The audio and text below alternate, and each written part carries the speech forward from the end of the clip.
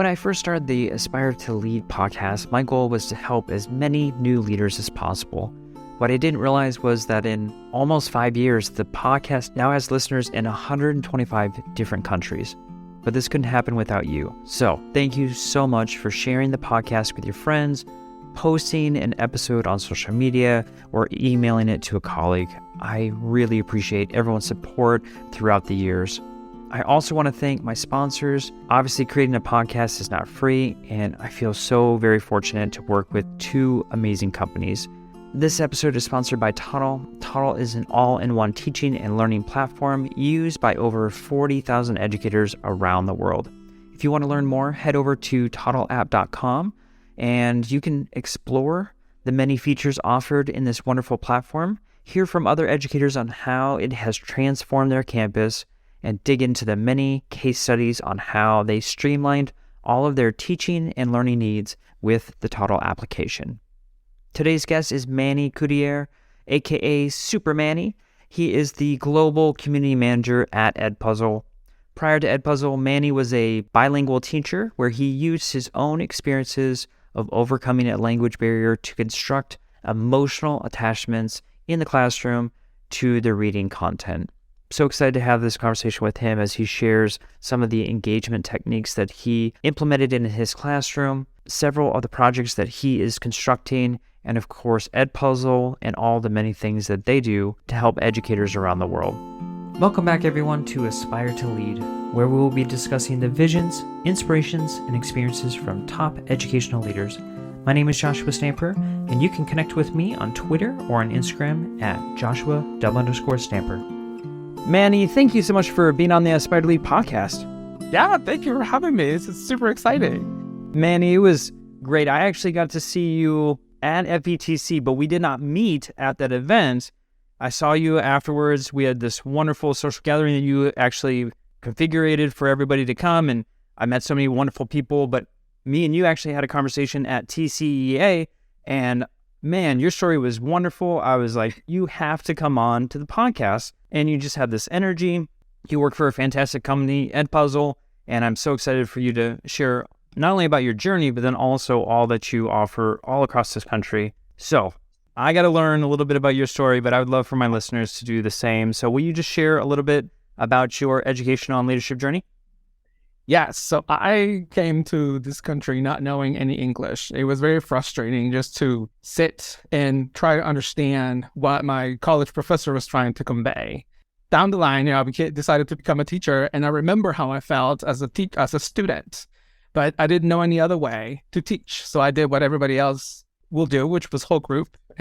But deep inside, I'm like, there's got to be other ways. There's got to be other ways. And then, luckily, I was working summer school with a teacher. He introduced me to Flipgrid, and I'm like, you record? I'm sorry, what? So that changed everything. Videos in the classroom was like a wake-up call. I'm like, oh my gosh, because I taught bilingual, first, second, and third grade bilingual. And my kids struggle through English just as much as I struggle with English when I first came to the country. So I related to that, and I was able to tell my students, the story that I had. I'm like, honey, I went through the whole thing. I know how it is. So that's why I recorded my home videos and then push them through them so they can have, scaffolded and just digest it even more for them, because they needed the support as much as I needed it. So that's how the whole thing started, and with teaching technology, and became a EdTech coach for the school district that I was in. Because my principal said, you're expected to tweet the things you're doing in the classroom. I said, okay. Then my school district is like, who is this person? Then they started visiting my classroom. Then I was teaching teachers into doing what I was doing. And now I work for Edpuzzle, doing the same thing, but globally. I love the job. Oh, yeah. And you do a great job. I've seen you at your booth, and you go to all these different conferences to share what you're doing with Edpuzzle. And Manny, I want to go back to your journey as a teacher. I can only imagine, because you have this energy, as soon as when I met you, it was obvious that you had a lot of energy, a lot of passion. So when you were a teacher, what were you doing to try to make it fun for the students? Well, as a first year teacher, you're just trying to learn the curriculum and learn how to get behaviors, down. But it was my third year that I'm like, okay, now that I got this sorted out, what do I need to do to get my kids like on board? Because obviously this is not fun. I'm not having fun, and therefore my kids were like being compliant. So I started incorporating like music, like disco music. I've always loved disco because it puts a smile on your face, right? Well, at least for me. It just gets you going, the dancing parts, and it's just happy. And that's what I wanted to portray, happy. I am a big Disney fan. So that's another thing that if you've been to Disney, when you're there, you just feel excited and then passionate about the things that you're doing. It's an emotion. And that's what I say. I sell emotions. Kids need to emotionally be attached, not to me, but for the content and to the learning that they're going to be embarking into. So I tried to design lessons that it was an experience for them. Because when I came to this country, I remember I went to the store and I was looking for jeans. And in Mexico, we don't have as much variety as we have here. And it was a very traumatic experience. I remember it because it was exactly that. It was a not very fun experience, but it was an experience nonetheless. Now, you don't want to do that with your kids. You want to give them fun learning experiences, but it's the same concept. It's an emotion attached to that learning. So if you have them struggle just a little bit, they will feel proud of themselves and successful because they are the ones discovering, that learning. And that's the key. If you make it fun, you make them struggle a little bit so they'll remember the struggle. And that just makes them feel successful about what they're doing. With the jeans, what was the struggle that you went through that was so traumatic? I couldn't speak English to begin with. I mean, what do you mean boots? I'm not wearing boots. It's like, it's jeans, not boots. I don't want shoes. I want jeans. I didn't understand the concept. Sure. So I remember the conversation that they were looking at me. I'm like, "Are you silly? Like, how is it that you understand this?" Like, "Well, I'm sorry. Like, we don't have this where I'm coming from. Right. My parents used to buy everything from me, kind of thing. I didn't have a connection with that. So that's what I started to remember. Like, I was emotionally attached to an event, and that made me remember it. Mm-hmm. So that's what I wanted to do with my kids. Like, give them this experience as positive and hopefully fun experiences, so they'll remember the concept. So when I was recording myself, there was a time that I was eating Takis right before it. So my hands were red and everybody remember it because my hands were red. Then I started recording, at my house because, you're a teacher 24/7. You don't have days off. Nope. I was recording at my house and everybody remember because it was a different environment. They noticed this thing. So it's like, oh, I have to do things. I have to make connections with things that they're familiar with. They remember that because they love Takis. I love Takis. Like, I love Disney, the same thing. So making them feel part of this journey, because we love our content. I taught reading, but like they are not necessarily in love with reading. But when they're reading something about that they like or they want to learn, they're interested, they will be more likely, they buy that. So it's just making it memorable for them.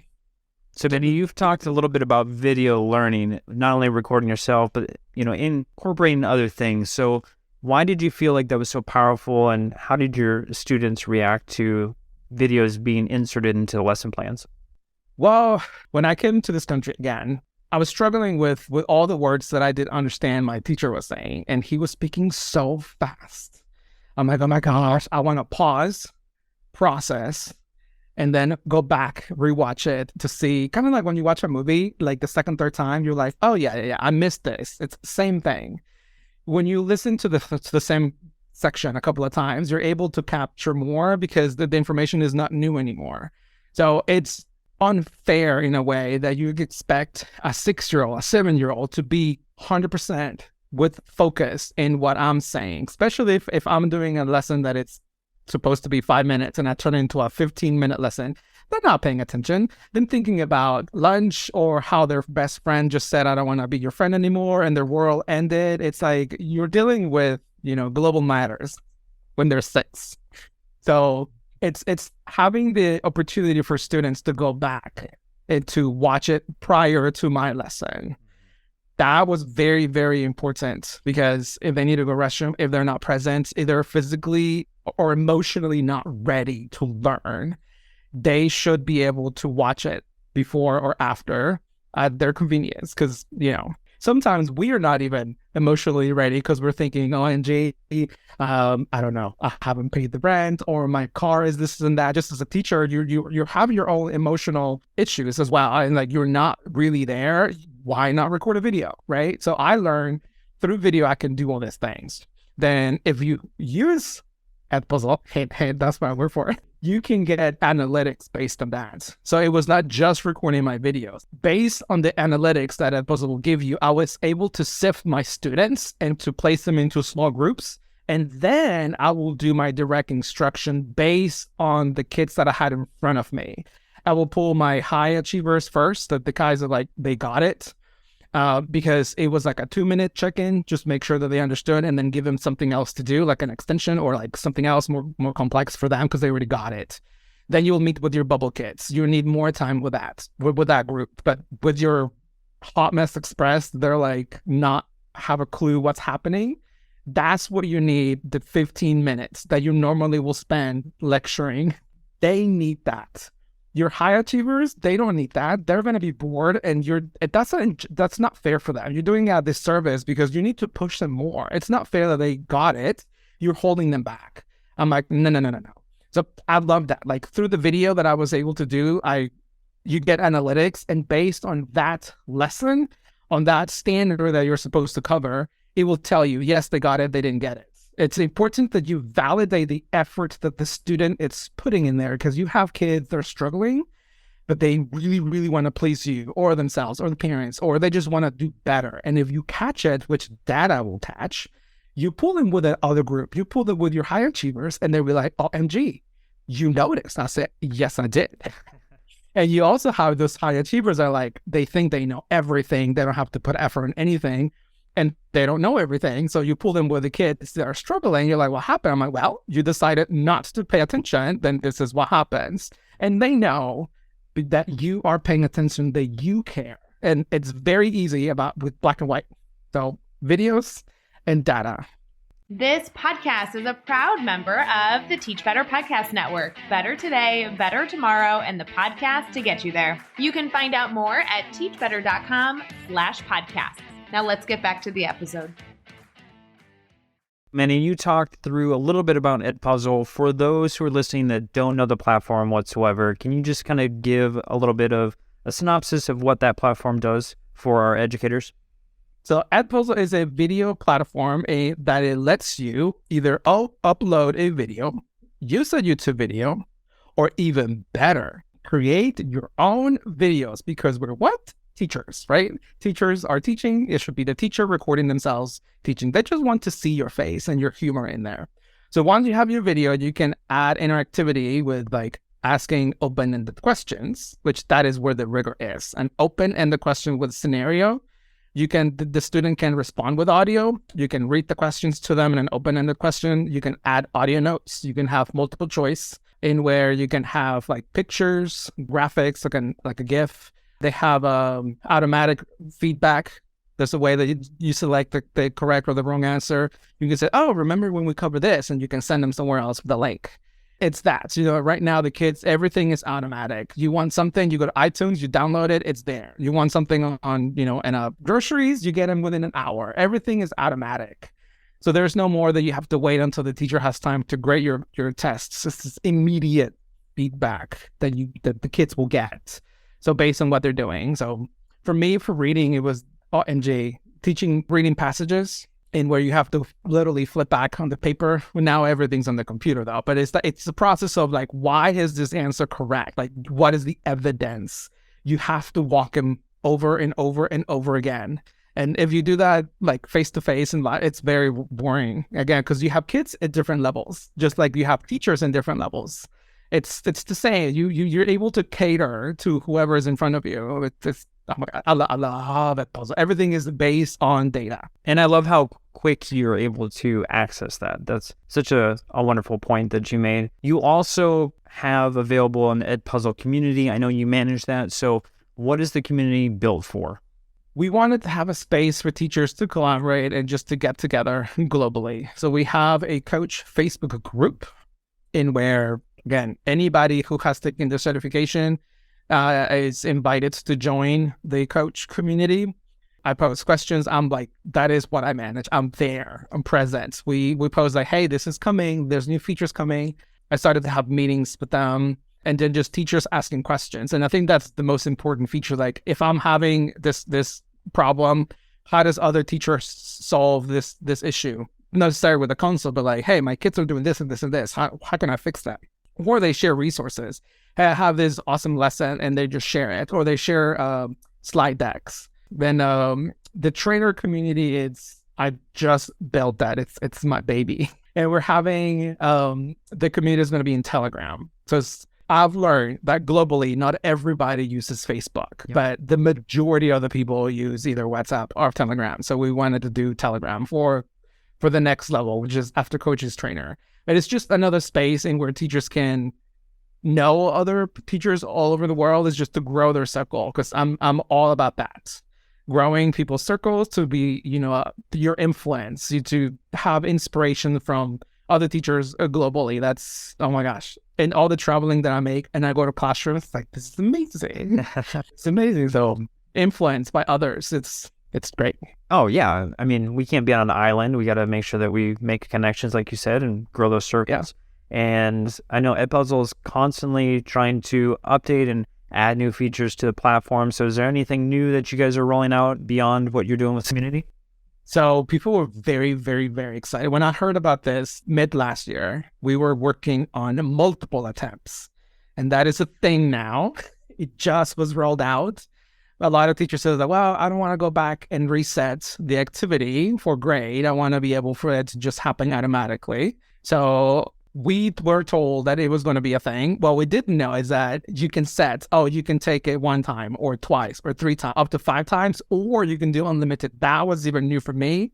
It was amazing. I love it. We are having closed captioning being added to our content. We're rolling that in. Eventually, all our content is going to have closed captioning, and eventually, every video that is uploaded into Edpuzzle will have closed captioning soon. Not yet, but we're working on that. We translated the console in multiple languages. The newest one is Italian. We have Romanian, Malay, Japanese is coming, Catalan, Spanish. You can translate the entire console for students. It's in different languages because we're a global company. Yeah, well, that's true. I mean, I know you travel all over the world and, share everything that you're doing with Edpuzzle, so it would make complete sense to have all those different languages. I also know that you get certificates that are provided to educators, so will you share a little bit about that program? Yes. Well, level 1, level 2, it's basically teachers get to learn asynchronously into how the console works. Level 1 and level 2 is literally how you use the tool. And you get a certificate at the end just to prove that you did do that PD. It's up to the district or school to count that as professional development. But we offer that. We want to give the teachers the experience of how the student feels when they're doing that. So the first one will be on March 22nd, hint, coming up. My first Edpuzzle Get Certified with Manny in the US. And we're doing them like live, but you are doing it on your computer again, because we gotta give them the experience of what it feels like to go through the Edpuzzle experience. Yeah, teachers need to feel how the students feel, so they go like, oh, I can do this with the students. Oh, I know this because I did it myself. You have to experience it as a student. Plus, we 100% are a self-paced learning platform.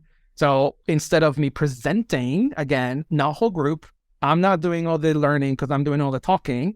You are doing it.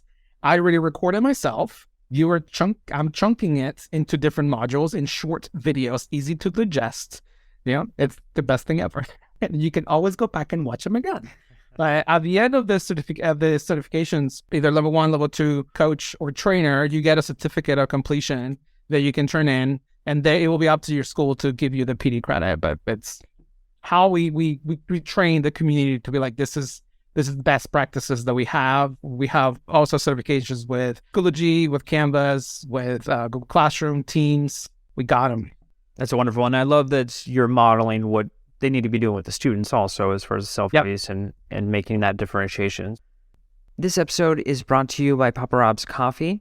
This is by far my favorite coffee in the world. And the reason is because Papa Rob's is fresh, it's delivered, and has such an amazing taste. You can go over to paparobscoffee.com to see the many varieties of wonderful medium and dark blends.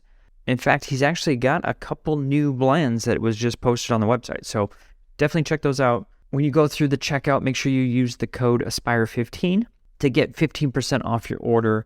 And I promise you, you will not be disappointed with the taste of this fantastic coffee. Now let's head back to the conversation. Manny, I want to talk about some of the projects that you're doing. So it seems like there's some big news about you writing a book, and I would love to learn more about that. Yeah, so I started seeing all my friends like, oh, I'm doing a book. Oh, I'm doing a book. I'm like, I want to do a book too. Totally. I didn't wait for anybody to offer me a book deal. And I'm like, I'm going to do this by myself because I want to do it. Yep. You know, my whole thing was, I have a message that I think is valuable. And even though English is not my first language and probably my writing is not as professional as other people, I'm like, I write it the way I talk. I say a lot of, I'm going to tell you, grr, and honey grba. It's literally how I talk. So I put it away for a little bit because I was learning this job role, but I'm picking it up again. I'm very excited about this book coming out. It's literally how I am not as different as a teacher who's learning technology. Like I didn't know the language. Teachers are not comfortable with technology. It's like a different language. I'm trying to make that relationship. Like I understand how frustrating it is, as much as it could be frustrating for me or to write a book in a language that is not my own. So like I'm afraid of being judged by the way I write.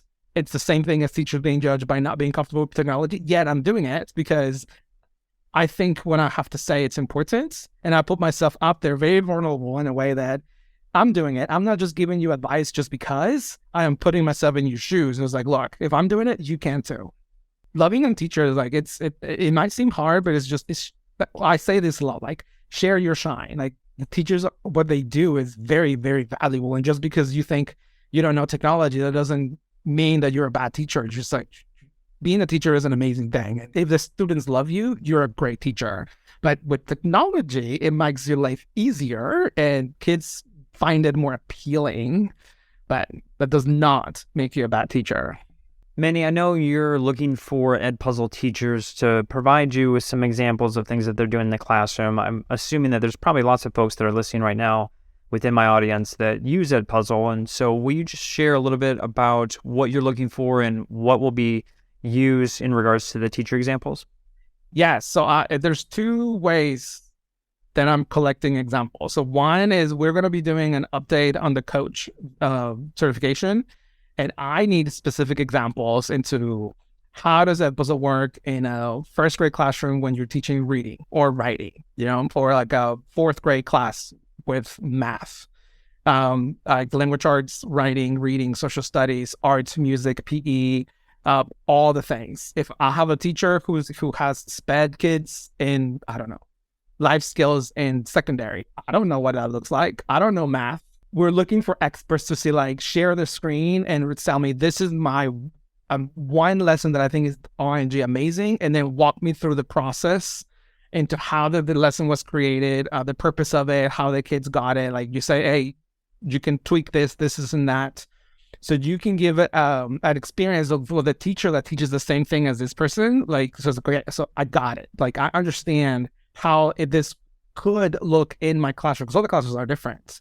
So that is one way, through the video. And then another one that I'm also looking for is having open classes and have copies of lessons of teachers. So I can say, hey, you are Eller Elementary, don't worry about it. I have an open class and I have several examples here from superstar teachers that, that share this with us. Because that's what teachers want to see. Like, okay, well, I love it, but how does that look like in my classroom? And that's the thing. Like, I mean, I know first, second, and third.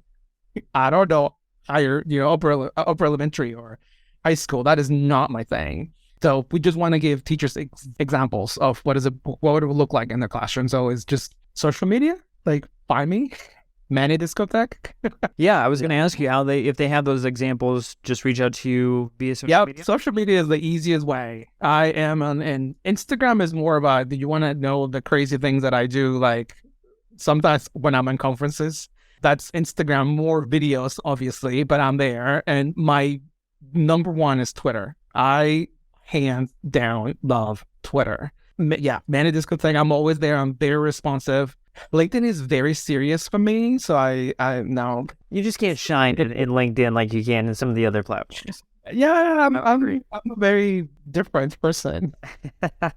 Manny, I love it. So I asked this of all of my guests, if there is one thing that aspiring or current leaders can do tomorrow to enhance their leadership journey, what would you advise them to do? So even though like I've seen lots of things, instead of saying do this or give like advice, what I've learned to say is I have seen teachers do this. And that just makes it sound less cocky that I know everything, which I don't. Everything I learned because of the teachers that I've met. I've learned from teachers. So I used to say I. Now is I've seen other people do this. See if this works for you. I always remember there was a curriculum coach that went to my classroom, and she told me, you need to do this, this, and this. And I was like, no, I'm a teacher. I know my classroom better than you. But if you present it in a way like, hey, look, I'm just the giver of advice. It's up to you if this applies to your classroom, because who am I to say what you should be doing? I've only been here for 10 minutes kind of thing. But it said, look, you might want to try this. And maybe that's not the right advice for that day. Maybe in a month, maybe next year, you'll be like, oh, you know what? Maybe I could do this. So just the way you give your advice, just be mindful that some teachers are not able to receive it for whatever reason is happening. And it does come across that way. Like, you've been here for 5 minutes. What makes you think you know what's happening in my classroom? Just like, I've seen this. Try this or that, see if it works, kind of thing. Give them options, kind of like what students will like to have options.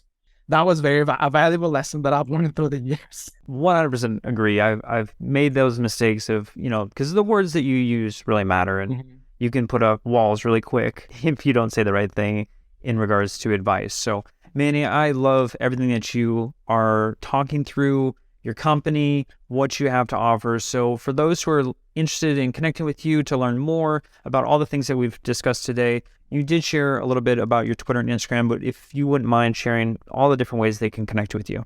Well, I mean, if you're in a conference, I would definitely be at the booth.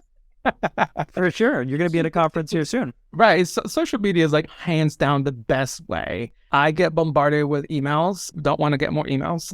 Like, hit me in social media. And honestly, sometimes I respond faster in social media because I check it even when I'm not at work. When I'm on vacay, I'm checking to see social media. So that is hands down the easiest way. If we have hey, we're going to have a meeting or anything, then I will share my email with them just because I'll be expecting for that. But I have so many emails already. Social media is hands down the best thing ever. And if your listeners are not on Twitter, it is the best free PD you will ever have. Like, growing your circle. Like, I know so many people because of Twitter. You don't have to follow them. You don't have to be friends. You just follow people. It is, oh my gosh, the best thing ever. The best. I mean, I've said this for years. I mean, most of my guests that I have on this podcast is because I've connected with them on Twitter, of all places, So yeah, there's fantastic educators out there, and make sure that you're following Manny. He, again, is Manny Disco Tech. We'll have those linked in the show notes on the website, joshtamber.com, and make sure you're clicking on that and connecting with Manny, not only on social media, but if you're really at any big conference, Manny's probably going to be there at the Edpuzzle booth and doing his, different sessions there also. I know you present. So, Manny, I cannot wait to see all the wonderful things that you do, your book. I'll be first in line to purchase that and get that in. They'll be fine, obviously. Yes, it'll be amazing. Just can't wait to see you in person again at another conference here, hopefully shortly. And thank you so much for being on the Aspire to Lead podcast. Oh, thank you.